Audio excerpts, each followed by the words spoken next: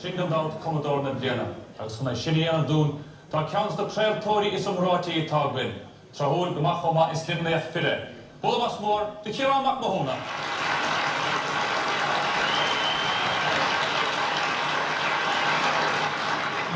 Severas agus tradiisiúnachas a chuid Commodóirta atá ag dlúsa an phobal le bhá grún an ús. Tá faoin a chumse a gasa ag ceoltóirí go forleathan sa tír seo agus ar fud na cruinne, Vincent Broderick. Agus an is céimid pís agus gan an a bhainle Vincent agus a teann.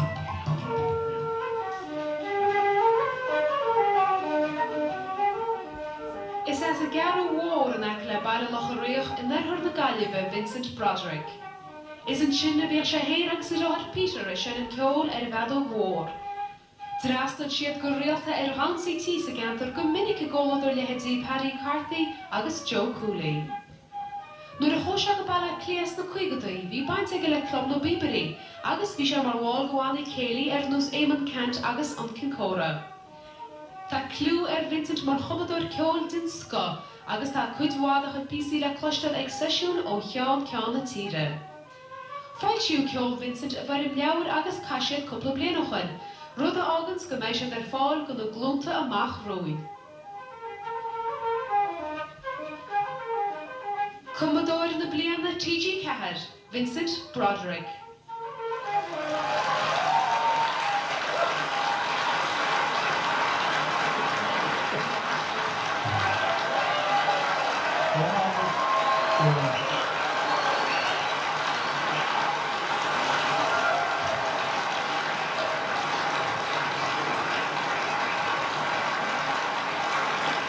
I'm delighted to get this award from TG Cahir.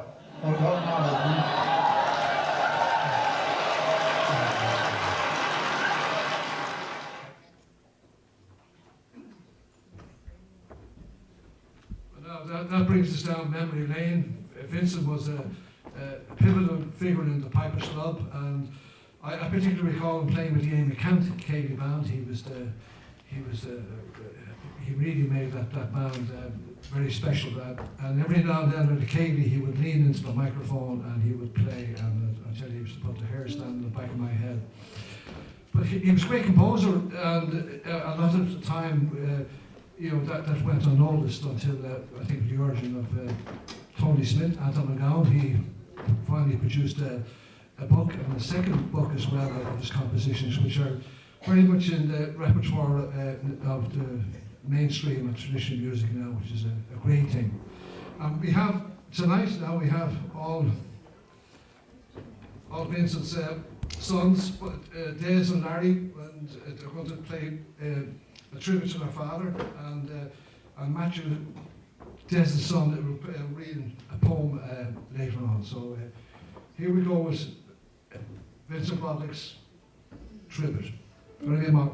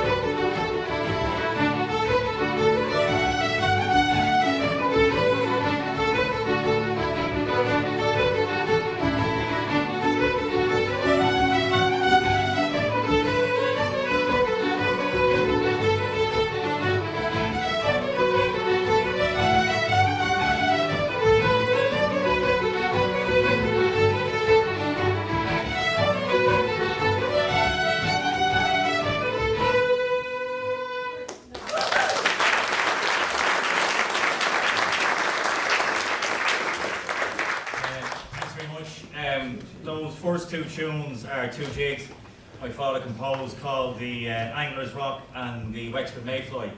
And a lot of my father's tunes, the names are very important to him. And the first two will link back to holidays Larry and I, and Vincent, who's here as well, would have had in Wexford. And the Angler's Rock is on a famous beach in Wexford, and we had one famous summer with Frankie Nolan, the Limerick hurler, was there, and we had 2 weeks of hitting balls up and down the beach. So that's the first of them. We're going to continue with two slides. The first one is called the Derry Bryan, and then the Benmore slide.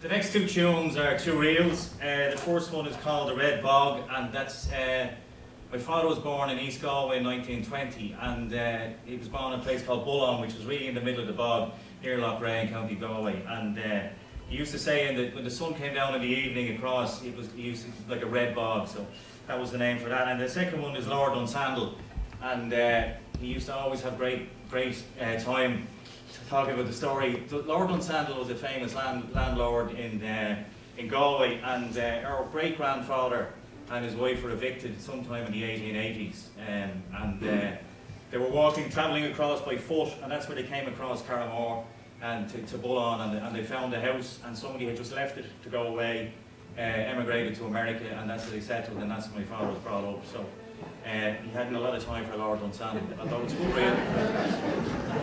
So.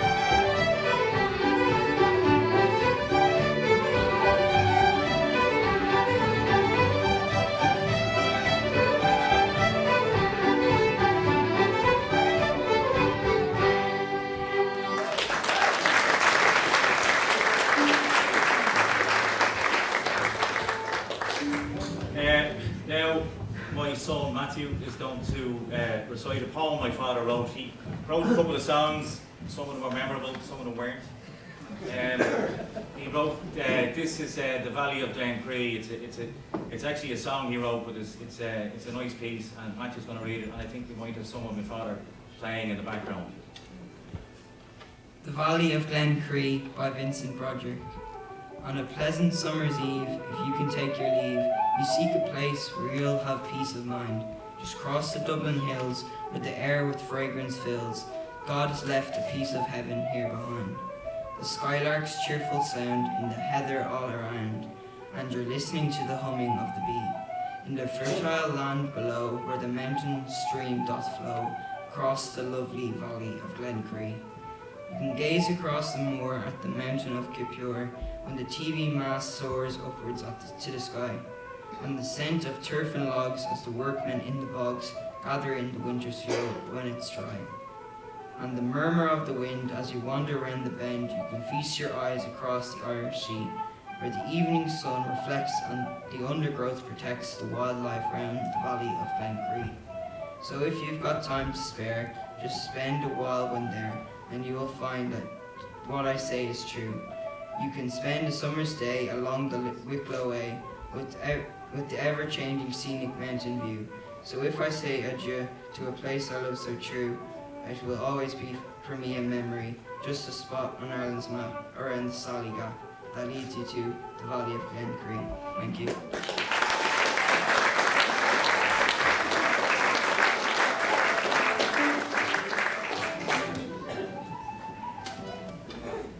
So the next tune we're going to play is a tune my father composed when Matthew was born, and it's called The Little Ray of Sunshine.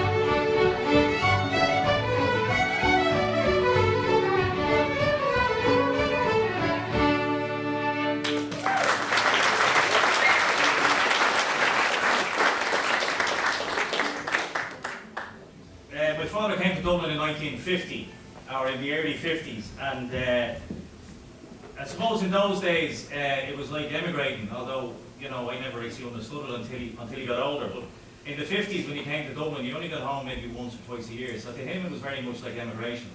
And he had a real thing about emigration, and the next two tunes we're going to play are two jigs.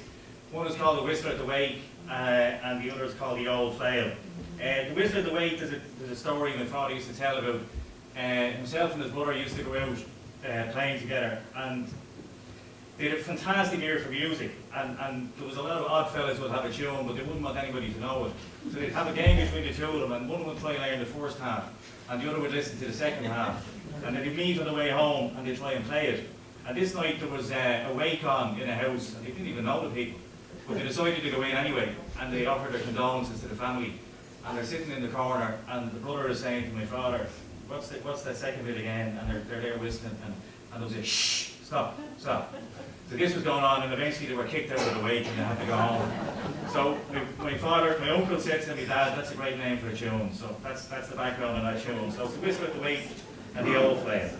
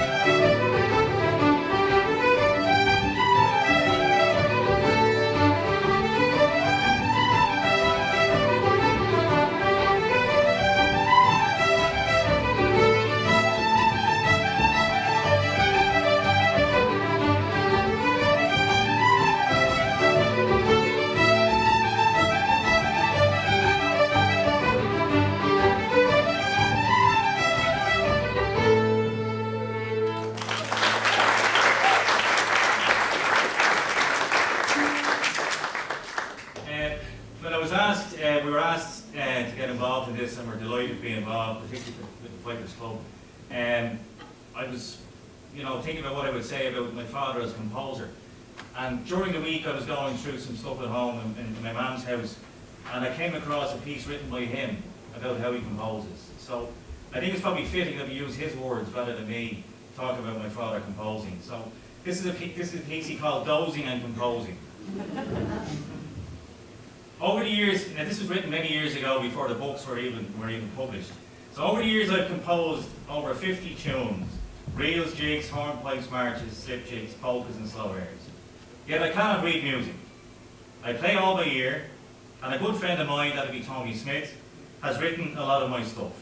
I hope it'll get printed sometime. People often say to me, how can you compose music when you cannot read it? Have you a gift? Have you to be in a certain place or in a certain mood? Well, I don't know about a gift, but places and moods are very important to me. I could go for weeks and nothing would come to me, but if I came to a certain spot, music would come rushing to my mind. This could be on a mountain drive, in an old house, the sound of the waves by the sea, the whistling of the wind, even sitting at home alone by the fire. If the mood was right, the music will come. It all began many years ago in a bog in Carramore outside Lochbray in County Galway. I was one of a big family on a small farm. We had a very large bog. We cut a lot of turf for sale, which meant quite a bit of time was spent saving it. I spent hours on end on my own in this way. To me, this was a perfect place to be in touch with nature. The birds singing, the frogs croaking in the bog hole, the dog barking, the donkey braying, the cuckoo, the corncrake, the wind humming through the heather. All the sounds were music to me. was here the first pieces of music came to me.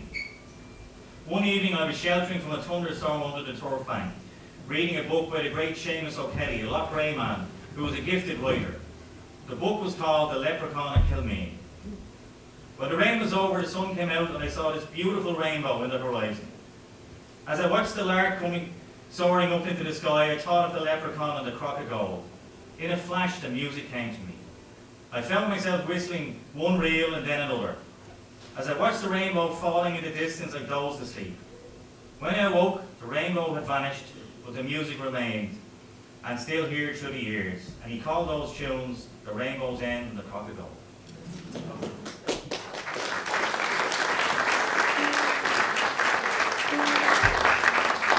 We're going to finish up with two reels that are probably more commonly played, the Coachman's Whip and the Flagstone of Memories. And again, going back to this thoughts of emigration, the Flagstone of Memories was the big flagstone outside the old cottages, particularly in the west, and they were actually called, a lot of them were called the Flagstone of Tears, where people would dance their last dance before they went away to America or England. But my father always liked to have a happy slant on things, and that's why he always called it the Flagstone of Memories. So we finish up with these two reels.